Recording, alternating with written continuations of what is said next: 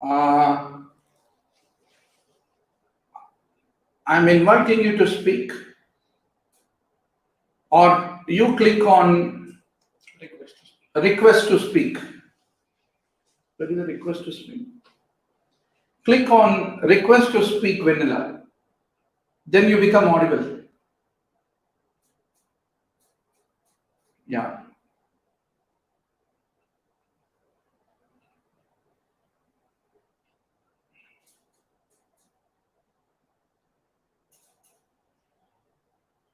Yeah.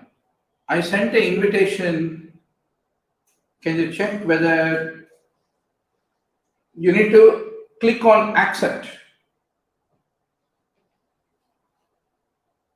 Click on accept.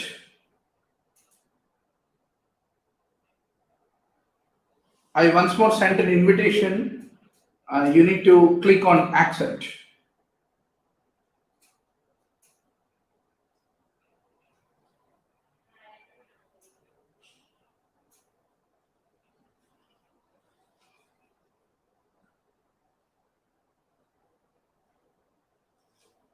Yeah. Good evening to all the online students on the YouTube, Manoj Singh, and many more. Shortly, we are going to,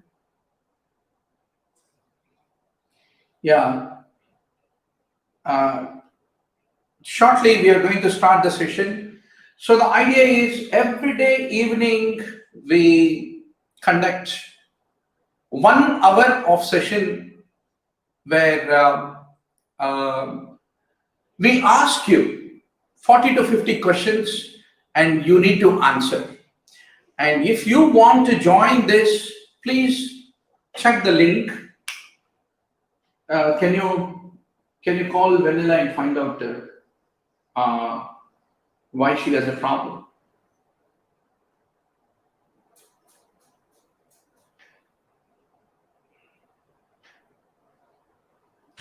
One minute. Be online.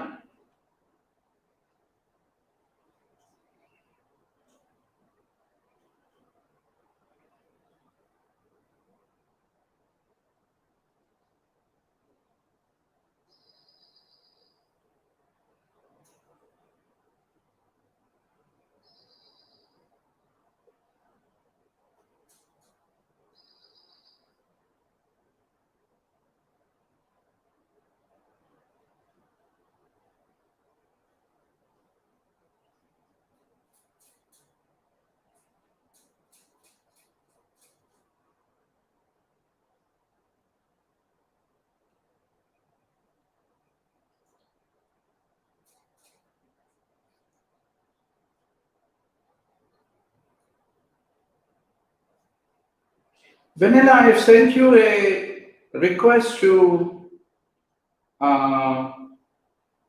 join as a speaker. If you accept, then I can be able to, your mic become audible. Can you please try that?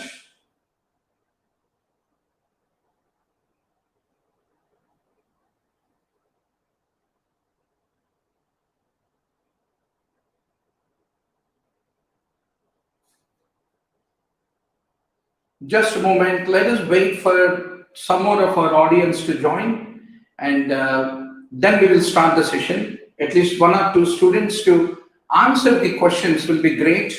So Manoj Singh and others who are all online, my advice is why not you join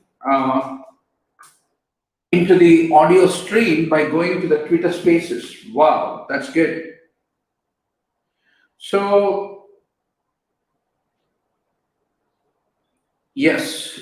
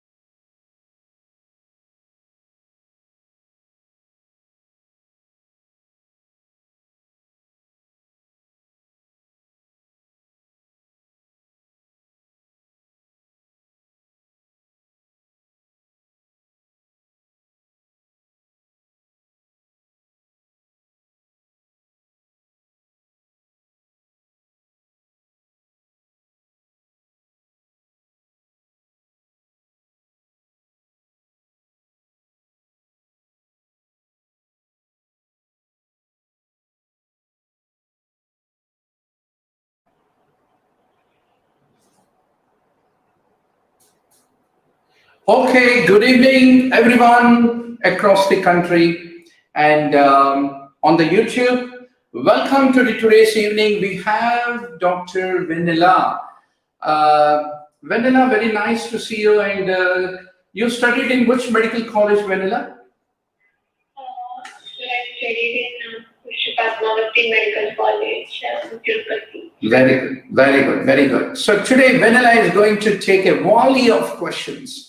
And even the online students who are all online, please do join directly into the Twitter space.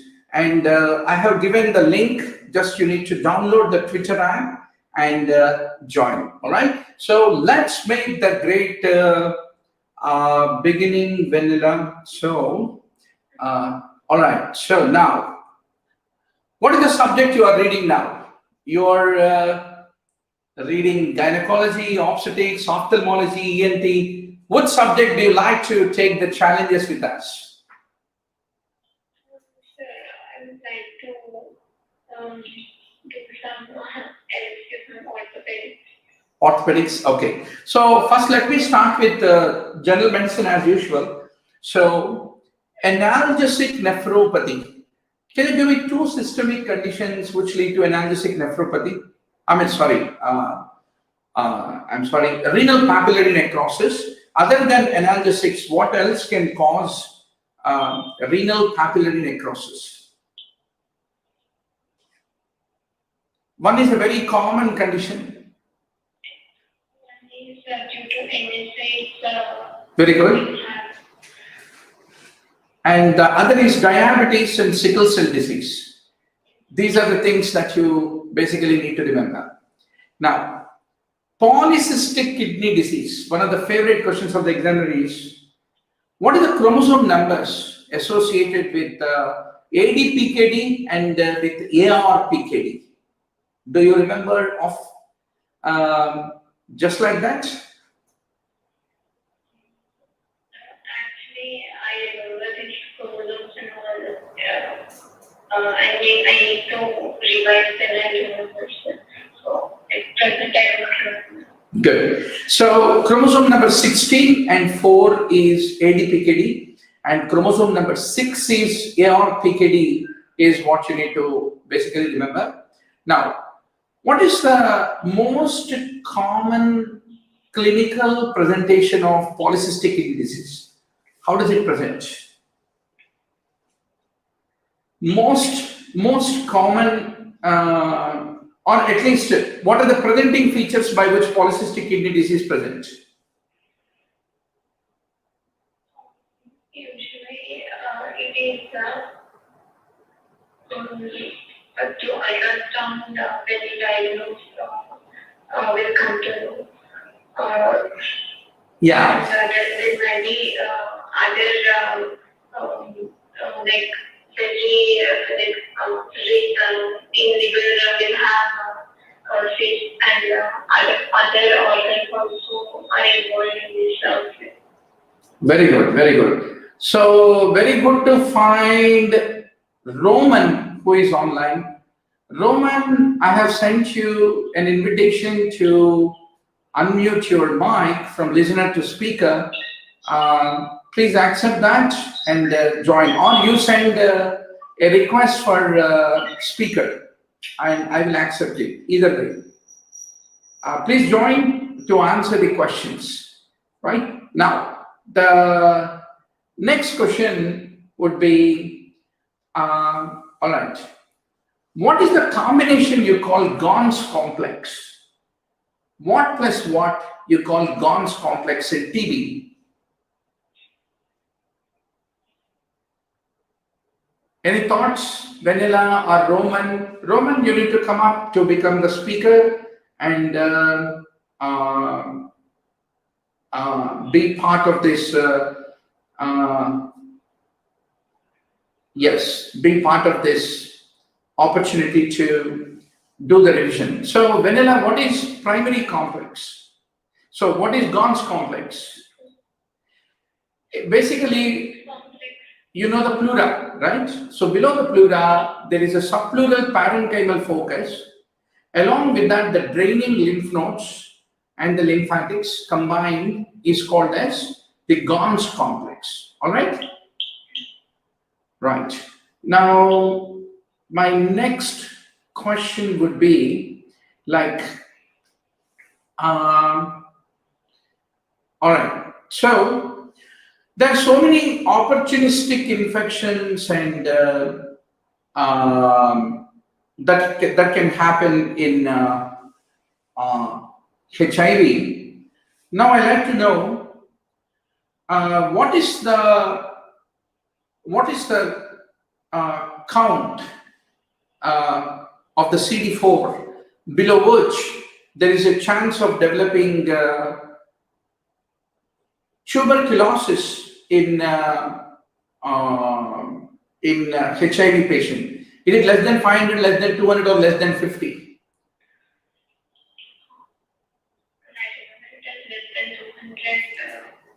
Less than 500, it is TB, herpes, vaginal candidiasis, hairy leukoplakia, and Kaposi sarcoma.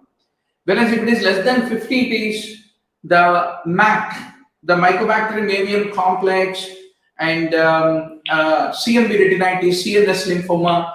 They all happen at less than 50 is what we need to remember, right? Now, my question to Roman. Roman, you studied from which medical college, Roman?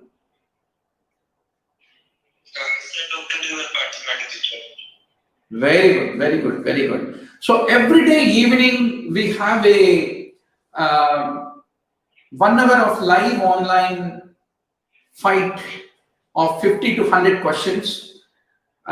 Basically, the job of a good teacher is not to teach, but to inspire you to study, right? That is the concept. And we have wonderful classmates like Vanilla and Roman, many more will be joining this session. So now, Roman, I'd like to ask you a quick question. What is the drug which is used in the HIV, which is the CCR5 inhibitor? Which is the drug used in the HIV treatment, which is a CCR5 receptor inhibitor? Is it raltegravir, is it enfuvirtide, or maraviroc?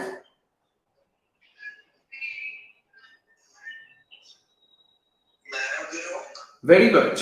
And what is the integration inhibitor which is used, Vanilla? You like to make any guess?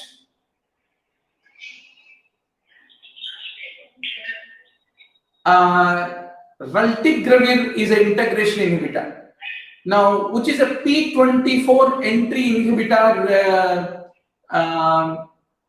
Roman? Between maraviroc, raltegravir, and enfuvirtide.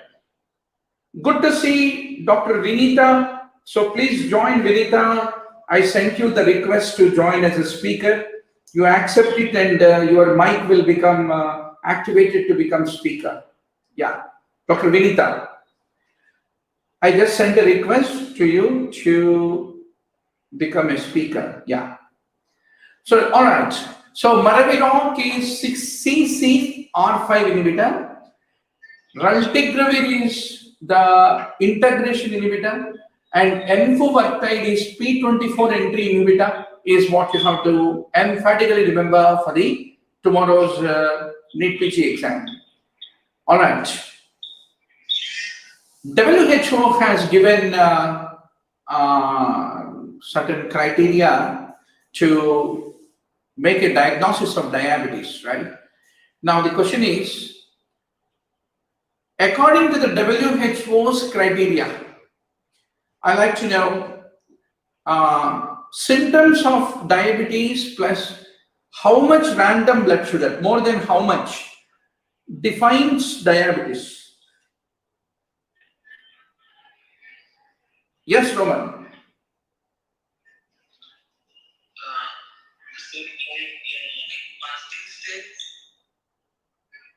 It should be more than 1.26. Very good. And postprandial should be more than 180. Or So, equal to 180.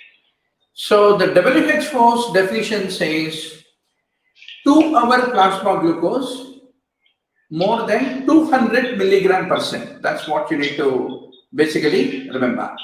Now let me check how good you are doing with the diabetic drugs. I think, Vinita, you have a challenge to convert into a speaker with a mic unmuted. Otherwise, one thing you can do, Vinita, you can also click and request for becoming a speaker. Then I will accept that request. That is another way. But I already sent you invite to speak. You can even accept that either way. Now, I'd like to ask you a question. You have DPA4 inhibitors, then glucagon-like peptides, then amylin analogs, which are used in the treatment, right? Now tell me, glucagon-like peptides. What are the drugs used in diabetes?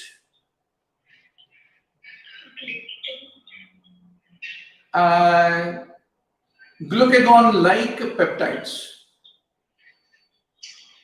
Are the gliptins or glucagon-like peptides? No. DPA4 inhibitors are gliptins. Vidagliptin, sitagliptin. Whereas, which is an example of a glucagon-like peptide? Very good. Liraglutide and exenatide, right? Give me one amylin analog.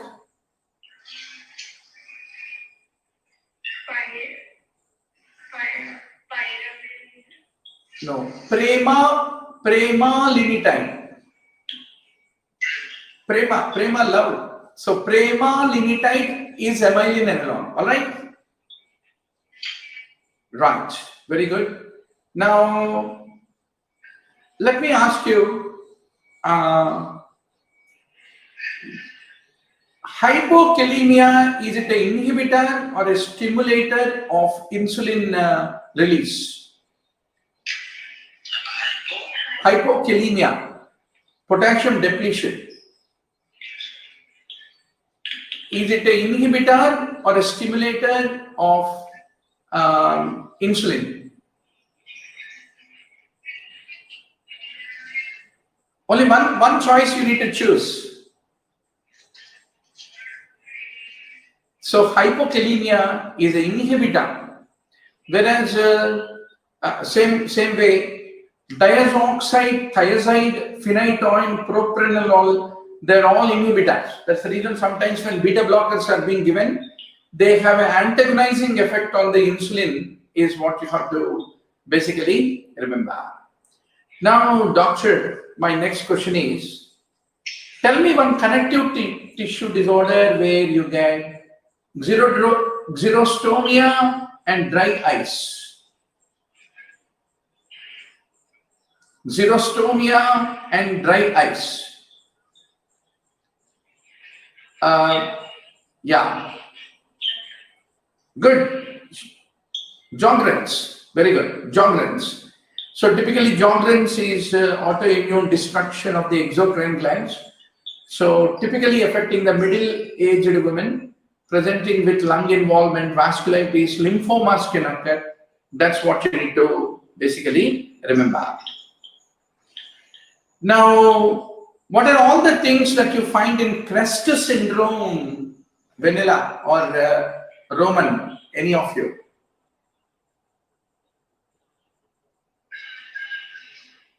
CREST syndrome, you heard what the acronym CREST stands for?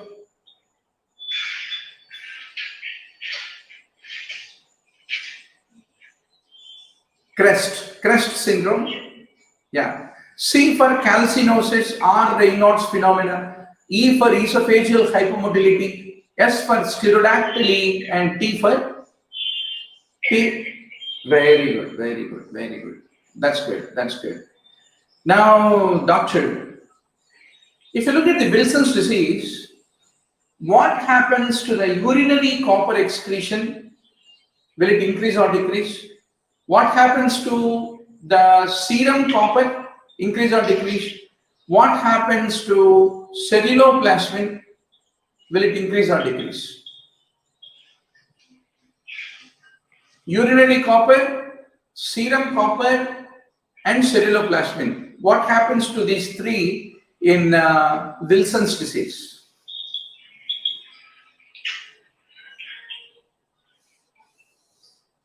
Punch your answer.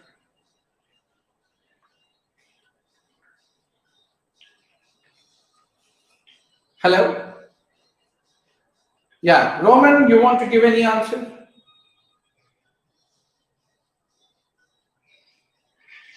sir, actually, I don't know. Okay, all right.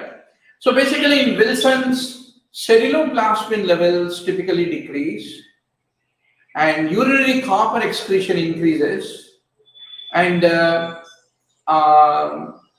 The other one is serum copper decreases.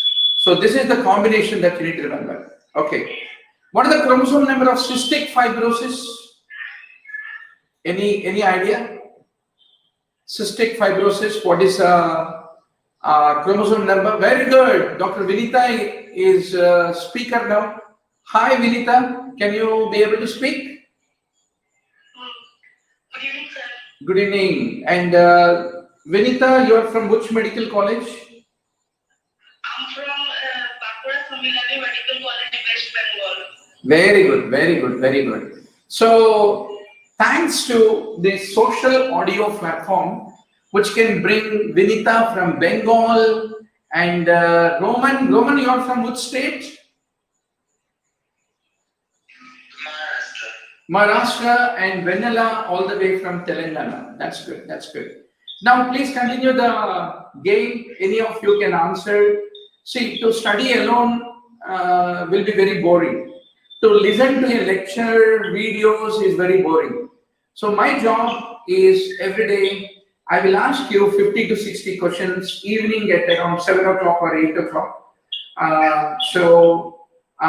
Please note our helpline number, that is 9000868 9000868 and please join our WhatsApp group, and you will get a notification before we schedule the class, right? Now, what is the chromosome number of cystic fibrosis? Any guess? 7th Very good. 7th chromosome is what you need to remember. Excellent, excellent. Now, give me 2 to 3 drugs which lead to pseudo tumor cerebri.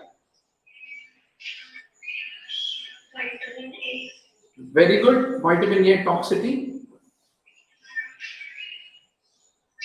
Outdated tetracycline, OCPs, naldixic acid, glucocorticoids, any of them can lead to development of pseudo tumor cerebri is what you need to remember. Now, in tetralogy of Fallot, do you think if you give 100% oxygen will it improve the cyanosis? Yes or no?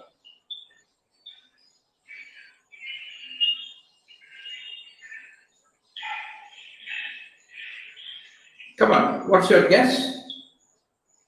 If you give 100% oxygen in tetralogy of Fallot, do you think cyanosis improves? Yes or no?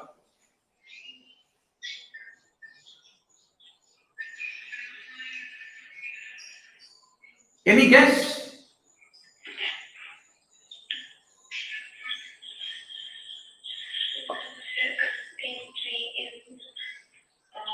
Technology of Fallot, we use treatments like beta blockers.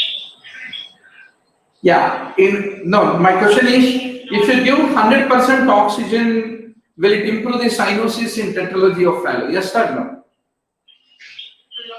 No, because the tetralogy of Fallot or any intracardiac shunt, you can't be able to improve the cyanosis by giving 100% oxygen. That's what you need to remember. Now, what is one finding? Tell me one finding which is against the diagnosis of mitral stenosis. Number one,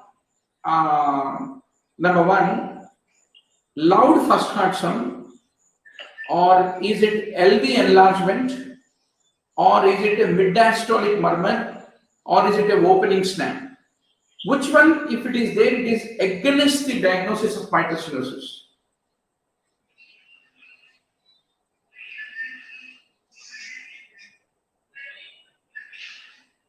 Any guess? Am I audible? Okay. So generally, mitral stenosis, if it is a pure mitral stenosis, unless there is a regurgitation, there is no chance of LV enlargement. That is what you need to basically remember. All right. Now, let's go to the next favorite question of the examiner. Sharp triphasic spikes in EEG. Sharp triphasic spikes in EEG are classical and typical of which condition?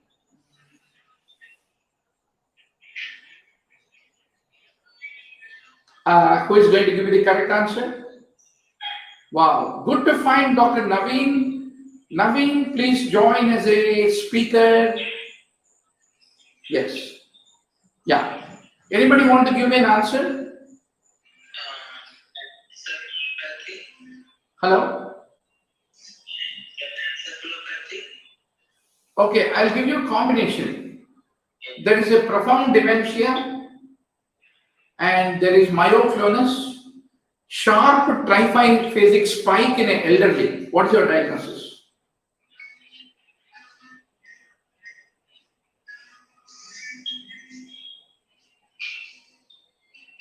You got the point? Profound dementia, myoclonus, sharp triphasic spikes in EEG. What is your diagnosis?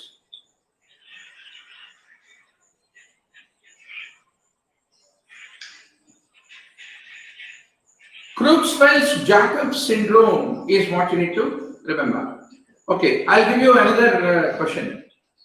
Subacute dementia with myoclonus with extrapyramidal symptoms. What is your diagnosis? Lewy body disease is what you need to remember.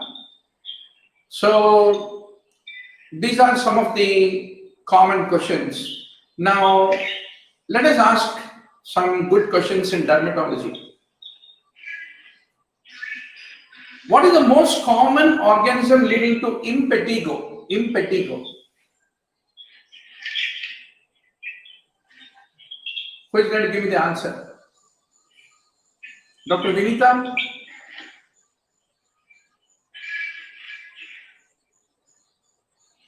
Can you hear me? Yes, sir. Yeah. So, what is the most common organism leading to impetigo? Is it Pseudomonas, Streptococcus, Staphylococcus? Staphylococcus. Absolutely. Staphylococcus is the most common organism. All right. Now, tell me the condition where if you do the immunofluorescence testing, you will find a fishnet pattern of immunoglobulin G in the epidermis. So what is that condition? Is it pemphigus vulgaris or bullous pemphigoid or epidermolysis bullosa or dermatitis herpetiformis? Where do you see fishnet pattern of immunoglobulin G in the epidermis?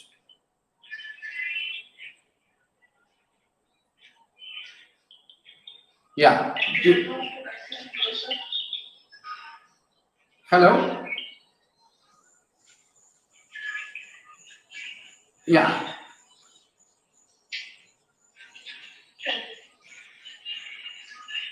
Anybody like to give an answer?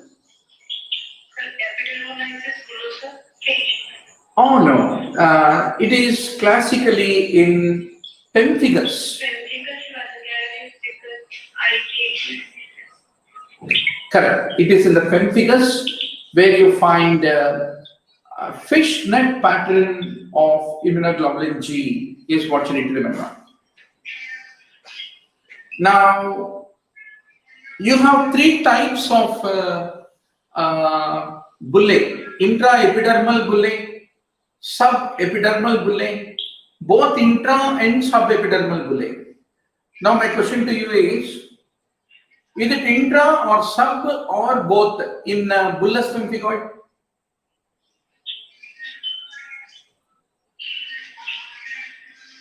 Make a guess.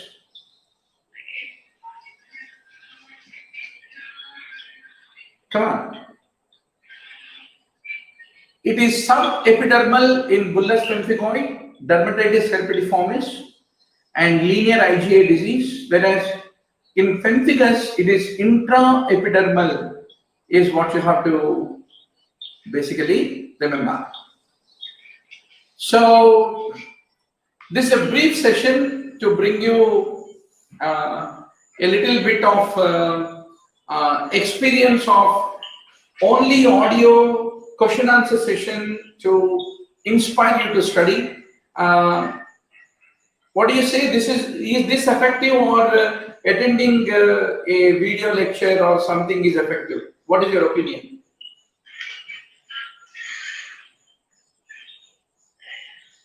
This type of question is quite effective.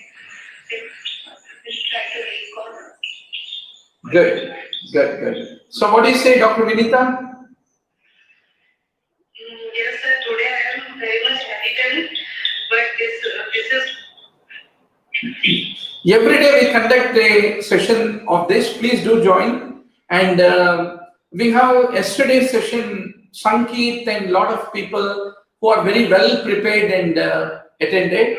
And generally what happens, when we read the book, we forget.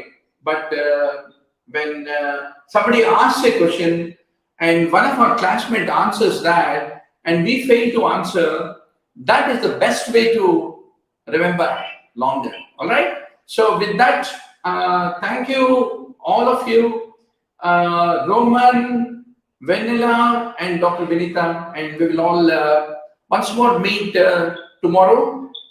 Every day with Dr. Murli Bharadwaj, 50 to 60 questions in the evening, anytime. So please join our WhatsApp group. Sometimes I get time in the midnight and I may go for a session in the midnight or suddenly in the early morning. Anytime you can simply log into the Twitter and then can be able to join the session. So that is the reason, be part of our WhatsApp group. So to join WhatsApp group, please call our helpline number 9000 868 356. Thank you. Good night to all of you.